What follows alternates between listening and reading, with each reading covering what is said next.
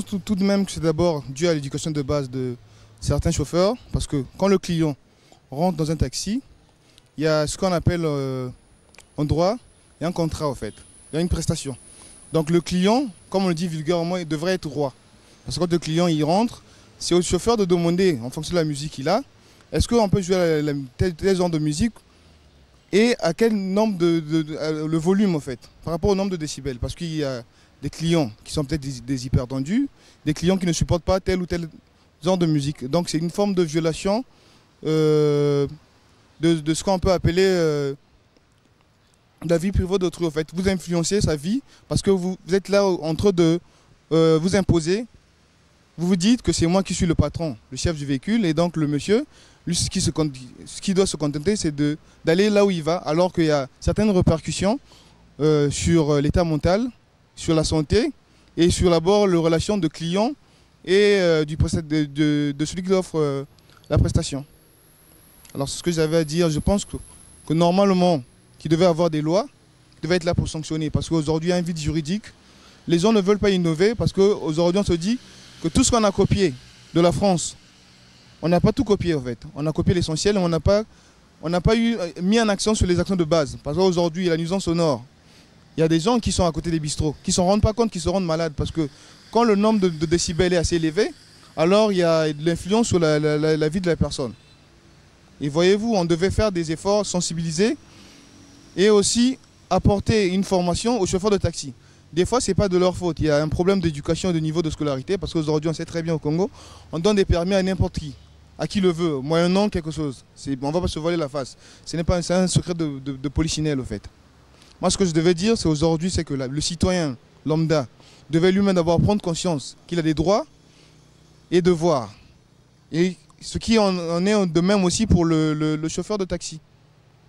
Alors c'était ça mon opinion à moi. Non, c'est pas normal. La musique à fond, c'est pas bon parce que ça peut nuire aux autres, à certains passagers, certains usagers, c'est pas bon.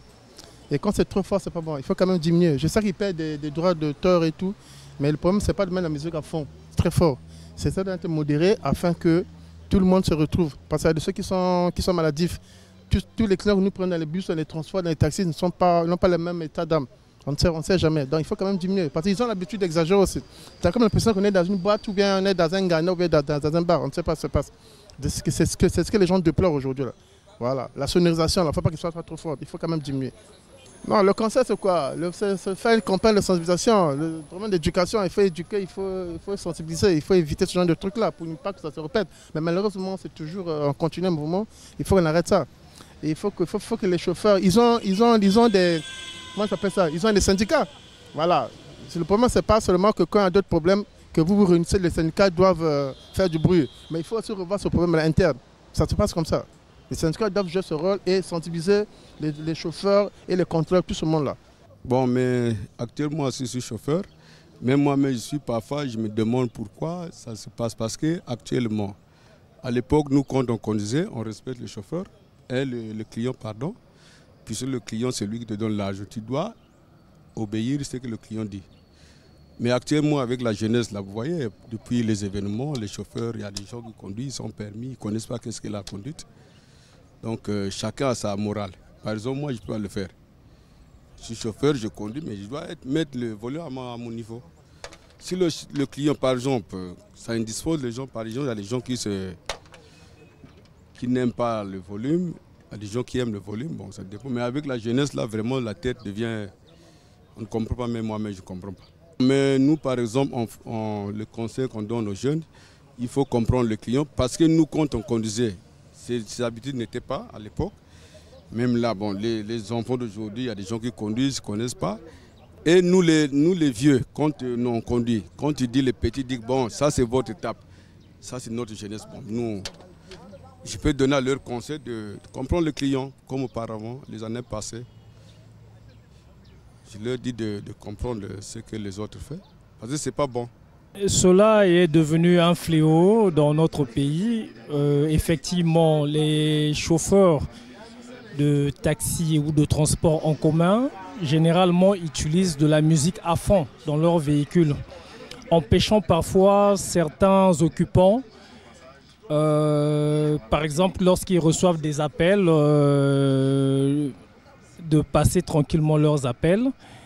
Et quelquefois, les occupants sont obligés quelquefois de rappeler le chauffeur à l'ordre qu'il doit soit diminuer la musique afin qu'il passe son appel. Donc le seul conseil que moi je peux donner à ces chauffeurs de taximens, c'est peut-être de réguler le volume de leur musique. Parce que effectivement, dans un transport en commun, il y a beaucoup de personnes qui empruntent ces transports. Et donc chacun a son goût. Tout le monde ne peut pas avoir le même goût lorsqu'il emprunte un transport en commun. Vous avez des personnes là dans un transport en commun qui préfèrent un tel musicien, d'autres qui préfèrent suivre par exemple des informations sur RFI. Et donc chacun a son goût.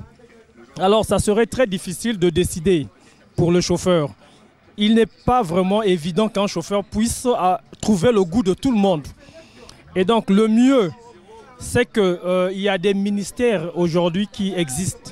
Par exemple, dans le cas de transport, il y a un ministère de transport qui existe. Et donc, je pense que dans les textes de ce ministère-là, il doit y avoir une loi qui doit régulariser le comportement ou la manière ou la tenue que doit avoir un chauffeur lorsqu'il conduit.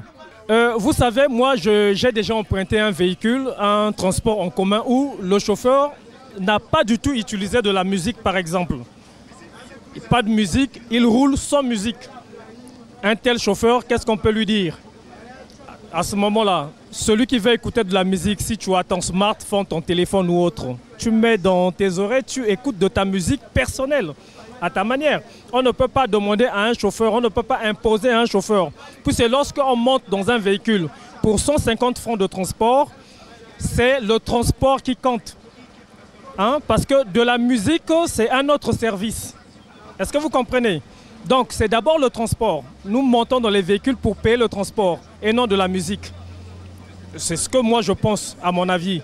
Mais maintenant, si un chauffeur peut se permettre de mettre de la musique, alors qu'il ne dérange pas ceux qui sont dans son véhicule. Je pense que c'est ce que j'avais à dire. Merci.